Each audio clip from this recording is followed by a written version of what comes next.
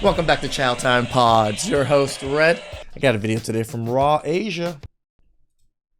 In China, something unusual is happening, a paradox that feels almost unthinkable if you're a foreign man visiting for the first time. On one side, you see rapid modernization, skyscrapers, bullet trains, mobile payments for everything. The technology and the construction and just the way they build their streets is quite amazing if you've never experienced anything outside of the US, especially in Beijing where I visited. The country feels like it's operating 10 years ahead of the West. It does. And yet, hidden under this glossy surface is a story about women. Women who, by global standards, are attractive, successful, educated, and still they're struggling to find partners. They're called Schengen, or in English, leftover women. Yep. It's a brutal label, but it's not just a casual insult. It's an entire social phenomenon shaping Emily's marriages and even the dating market in ways most foreigners never hear about. And today, we're going to pull back the curtain. The phrase leftover women wasn't something invented by random internet trolls. It was officially pushed into the mainstream in the mid 2000s by state media campaigns. At the time, more and more Chinese women were pursuing university degrees, careers, and financial independence. I mean, again, we've always had words like that. We've had spinsters, old maids. It's not like the West never had terms for this. We just never really use it nowadays because it's offensive. By the age of 27, 28, or 30, many were thriving professionally but still unmarried. And in a society that still measures female success by marriage and children, this was seen as a problem. So the term sheng started appearing in TV shows, newspapers, and government-backed articles. It painted a picture of women who waited too long and were now facing rejection in the marriage market. The cultural undertone was clear. Don't waste your best years chasing education or careers, marry early, or risk being left behind. For many Chinese women, the biggest pressure doesn't even come from men. It comes from their own families. Yep. Parents, aunts, uncles, grandparents, every holiday gathering can feel like an interrogation. Do you have a boyfriend? When are you? I know this feeling. Again, my family's like Chinese, Cambodian. I hear the same conversation on my end. Like I'm a leftover guy according to my family. Getting married. You're not young anymore. In a country where family lineage is still deeply valued, the urgency is real. Parents worry about becoming grandparents. They worry about losing face if their daughter is still single after 30. Some even take extreme measures, like going to marriage markets in public parks, where parents gather with paper resumes of their children, advertising them to strangers like job candidates. Imagine walking through People's Park in Shanghai or Zhongshan Park in Beijing. Trees lined with sheets of paper, each listing a son or daughter's age, height, education, job, and salary. So I went to the Lama Temple, and in the Lama Temple, there's a deity for love and for love, for good luck towards love or whatever it is, romance and things. There was such a line going into that particular shrine that it was literally littered with just all women.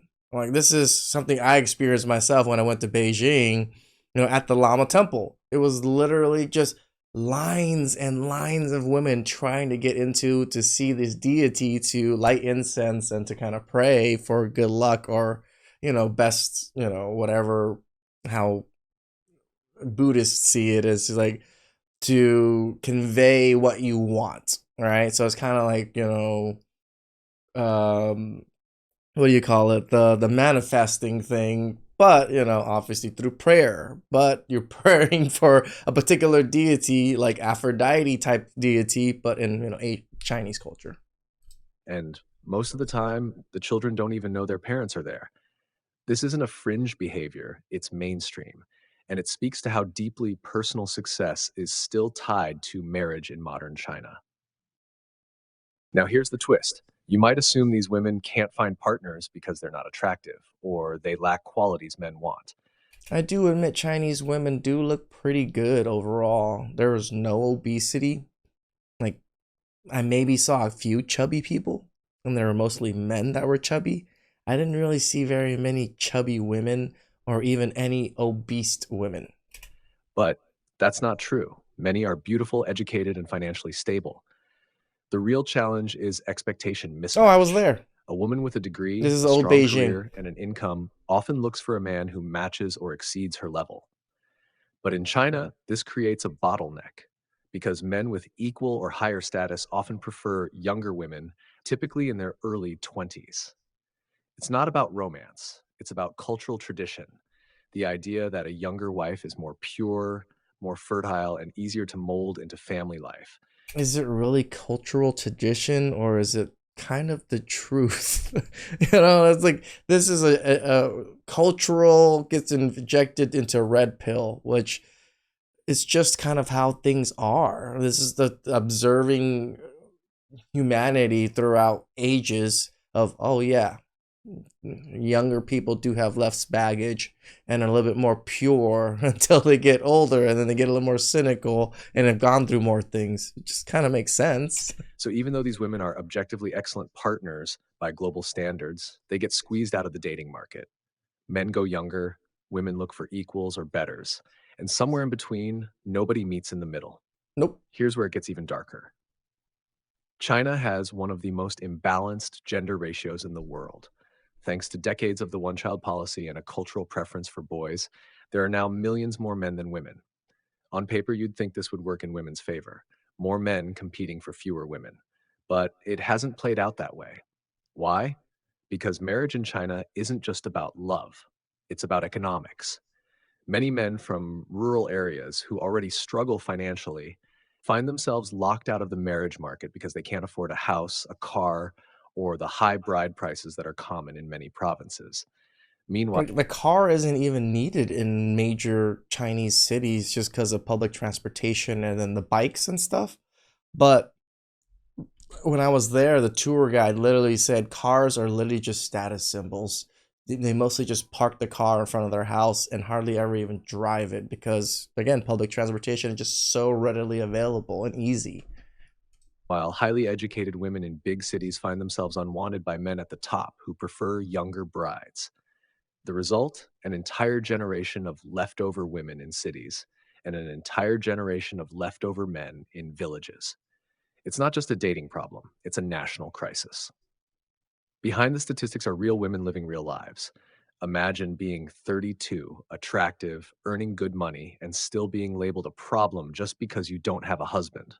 The emotional toll is heavy. Anxiety, self doubt, even resentment toward a system that feels rigged against them. Some women choose to push back, proudly embracing single life, traveling, and focusing on themselves. But many still feel trapped between personal freedom and social judgment. And this is where foreign men sometimes step into the picture, because a foreigner usually doesn't carry the same cultural baggage. True. He's less concerned about her age, less focused on whether she owns a house or if her prime years have passed. For some leftover women, dating a foreigner feels like an escape from a suffocating system. Guys, I know a lot of Chinese women that came over to the US looking for American men. But let's be clear, that doesn't mean every leftover woman wants a foreign boyfriend. Many don't. Yet the attraction is understandable. This phenomenon isn't just about dating, it's about how China's modernization has created new freedoms for women, but hasn't erased old expectations. Women can now pursue education, careers, and independence like never before. But the marriage market is still operating on traditional rules. The clash between old and new values has created a whole generation of women stuck in the middle.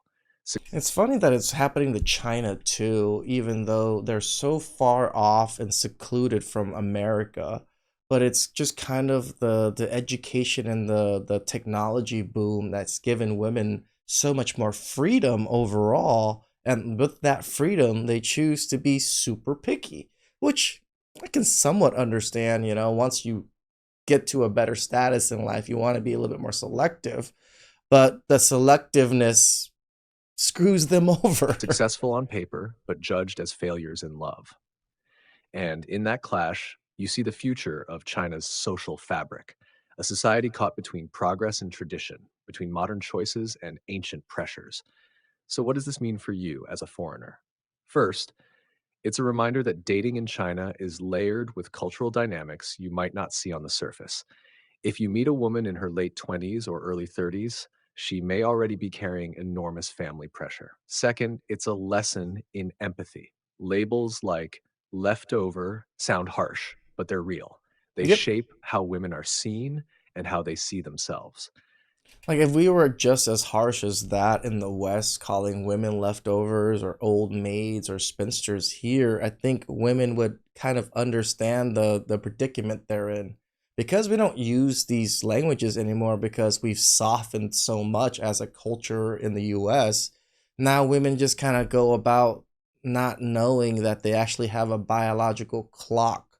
That's the dumbest, like craziest thing to me that the West has done to women, right? It makes women think that this has never been an issue or never will be an issue, even though this has been an issue since the dawn of time.